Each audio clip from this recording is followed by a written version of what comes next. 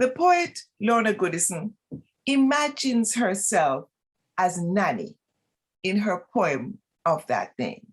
She says, quote, "And when my training was over, they circled my waist with pumpkin seeds and dried okra, a traveler's jigida, and sold me to the traders, all my weapons within me."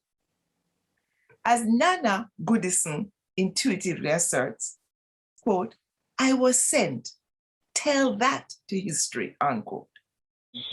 Man, Theo, I'm Gama Mama G, Paramount Queen of the Maroons. Now, this morning I'm here to speak about Queen Mama Nanny. Now, Mama Nanny was not a myth, she was real. You know, many people believe that she was a myth, but she was real. She was a priestess, just like the Niaah queen. She was a traditional healer. She was a protector and a defender for her people. She was also a nurturer and a producer, because you know the old story of the pumpkin hill, where she planted the pumpkin to nurture her people after they run out of food. When the British destroyed their field, she planted a pumpkin that grew and bear within a week, as the story goes. Goodison ends her poem to Nana with a prophecy, quote, "When your sorrow obscures the skies, other women like me will rise. The revolutionary energy of Nana will continue to animate generations of self-assured Caribbean women who will most certainly discover their own power." And when you look in the Jamaican woman, there's an aspect of her in everyone.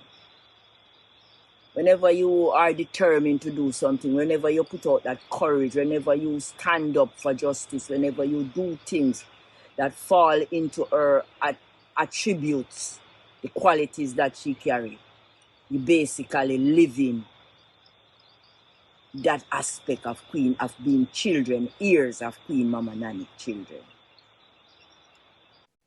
It was no accident of history that Nana became the fierce leader of the Windward Maroons in Jamaica. Born in Ghana in the 1680s, Nana received military training in her homeland that prepared her for the wars of resistance against slavery. Goodison proposes that the psychology of emancipation was cultivated. Nana's jigida, those organic waste beads of okra and pumpkin seeds, symbolizes a transplanting of African traditions in the diaspora.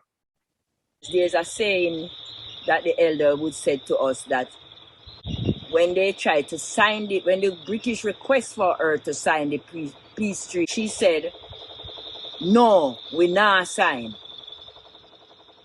Make we fight and free those that is on the property, the estate still." So she was still thinking of the people that was in bondage on the estate, even though they were in the hills and trying to live a free life, fighting off the British at the time. She was still thinking of those that were in captivity and servitude on the plantation. She wanted, when she realized they wanted to sign a treaty, she said, "No, don't sign with them. That means we are beat them.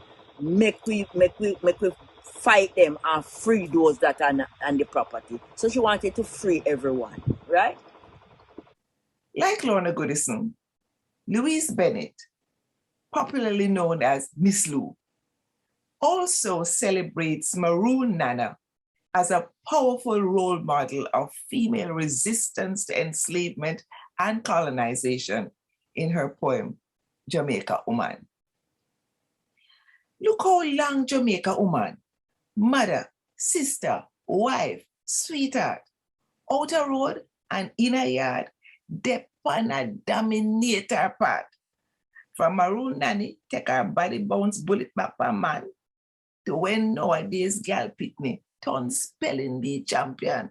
We here in Jamaica hear about Nanny capturing a bullet by turning her butt to the British and capturing the bullet. Now, this also is a African thing that we carry from Africa, that the women would throw their skirt over their head whenever they want a war to stop. They would wheel their skirt, or they would throw their skirt over their head, and right away the two sides, whatever battle was going on, would stop the battle. That was in those days. It was respected that when a woman come out and lift her skirt or wheel her skirt, then the war would be over. Jamaica's only female national heroine has been robbed of her true name. The Maroon warrior woman is popularly known as Nanny. She should be called Nana. This title accurately reflects her Ghanaian origins. In Twi, the language of the Akan people of Ghana and Ivory Coast, Nana is a title that denotes the highest position of authority in society.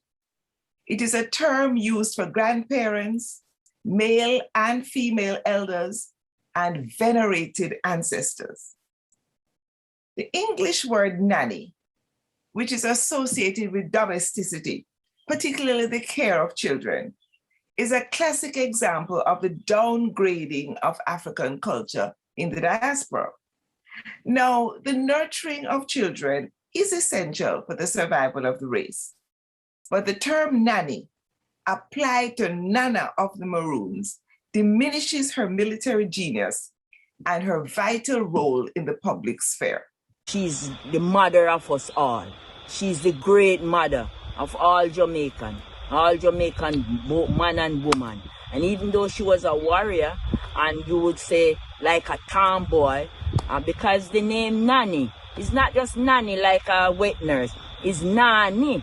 Na is the king, is the queen, like Nana, Na, and Ni is the king within Ghana, you understand? So she put the two together as a male and female in one.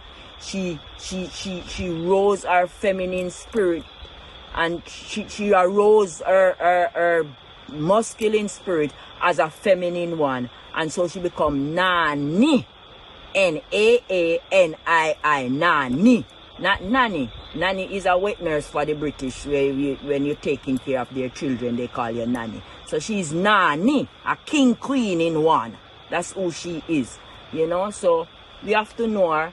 What she means to the Maroon community, she means a lot to us. She's our divine mother. She's our goddess. That's how I see her, as a goddess, a redeemer, a one who leads her people.